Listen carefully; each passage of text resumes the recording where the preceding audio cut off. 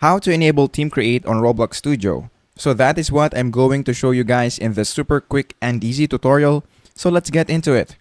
So the first thing that we need to do is to open our Roblox Studio right here, and then of course the game that you're trying to create.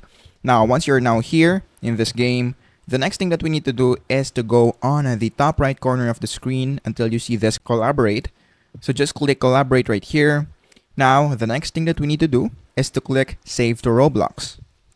Once you click save to Roblox, just put in the basic information that you have to answer, and then make sure that you enable this Team Create right here, and then of course the data sharing.